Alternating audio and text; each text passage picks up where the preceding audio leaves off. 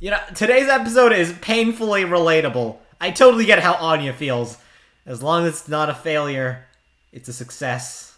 Hey, what's up, guys? It's me, Eddie, and I am back with another review of Spy X Family, and this time we're reviewing episode 6. And, oh boy, tests.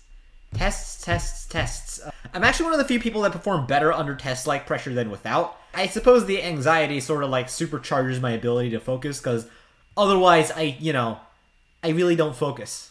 It's just how it is. It prevents the procrastination that's a constant when I feel something that isn't, really that important. With that being said, I still suck at test taking sometimes, because sometimes I really don't understand anything that's on the test. And I heard from my parents, and they were in Korea. I don't know if it was like in the US. I think it was like that in the US as well, that apparently in the olden times, they would basically have a massive list hung up on every wall. And basically, after they would take a test, they would, be able to see how well everyone did and, like, see the rankings. Oh, this person did this well, this person did this well, and this person did this well. Honestly, that seems like an absolute nightmare to me. Like, I really don't want to end up like Anya, as Damian makes fun of her after all. By the way, Damian has Anya's half face. That was really nice to see. All that confidence, and Anya's still at the bottom of the pile. And of course, she ends up with after-school classes. Of course, Anya's powers have to dry up the exact same day the test comes up. As someone who takes tests, this emotionally hurts me. The moment Anya gets home, though, she tries to see through Bond what the answers on the test will be, despite the fact that Bond won't be there to take the test with her, so he can't really predict the future and see what the answers are. He can, however, predict that they will eat a delicious steak dinner, a delicious meat dinner, which makes Anya completely forget about the test. Another reason why Anya is, yet again, so relatable. Alright, so looks like Uncle Yuri has come over to teach Anya. Actually, we're not supposed to call him Uncle Yuri, because Yuri apparently doesn't like him when you call him that, so I don't know.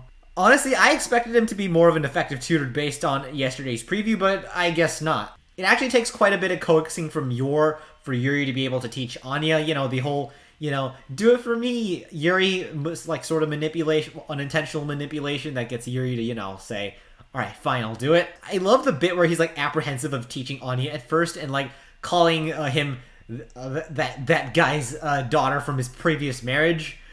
And then immediately calls her an angel when Anya says, I want to, feed Mama lots of good food when I'm old. Like, I want to study well and, make lots of money so I could feed Mama lots of good future. He immediately just does a 180 and he's like, oh my god, you are such an angel. A good thing, too, because I've never actually seen Yor eating her own food before, but knowing what Yor's cooking is like, it might be for the best. Yeah, you see Yuri come in and eat Yor's cooking, run out and barf.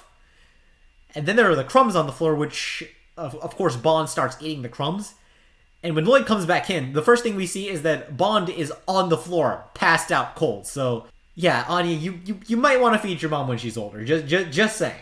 Because I don't know if what she makes on her own will be edible. As it turns out, though, the material Yuri teaches Anya is completely unrelated to the exam. And this means that she has to study for the exam yet again.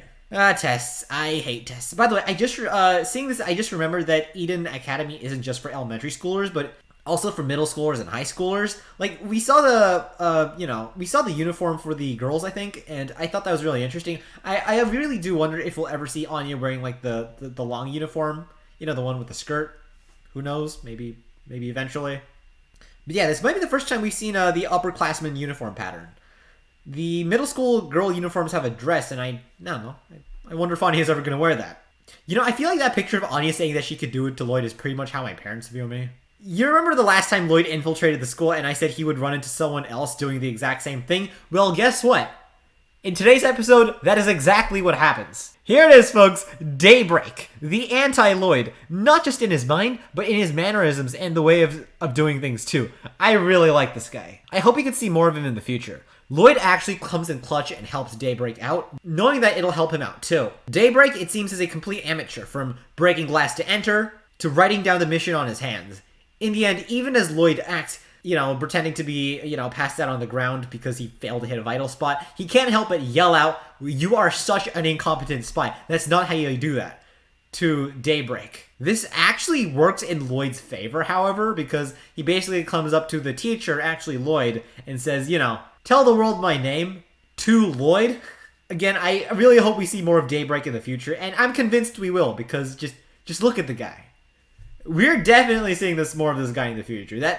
I feel like that's a guarantee. So, alright, in the end, ultimately, everyone manages to pass the test, which is pretty nice. Seeing the happy looks on everyone's faces really warmed my heart. You know, everyone's pitying her due to her poor placement, but Anya herself is as happy as can be due to the fact that she actually passed and didn't get any Torino bolts. Torino bolts? I don't know how you say it.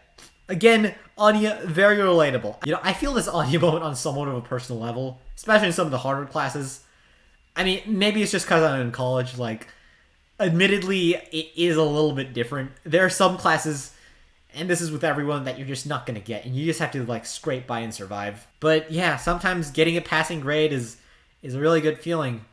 The anxiety melts away, the panic turns to relief. But that doesn't work on Lloyd. Lloyd is very annoyed that Anya had such low scores. But in the end, though, I feel like it was a really wholesome episode. Lloyd, at the end of the day, is really happy that Anya managed to pass the test on her own personal merits, because Lloyd didn't have to alter her scores at all. She did actually manage to barely pass the test. But it doesn't really matter. They'll have to go after the results after dinner. Thus is life. And yet again, I am excited for the next episode. It seems we'll be uncovering who exactly hired Daybreak to mess with the Desmond's test scores, because that's like the next episode. The title of the next episode is like Revenge Against the Desmonds or something like that. So yeah, I feel like we'll be seeing some of that in the future. Another week, another episode, and I can't wait for the next one. And that is that, folks. What did you think of this episode, honestly?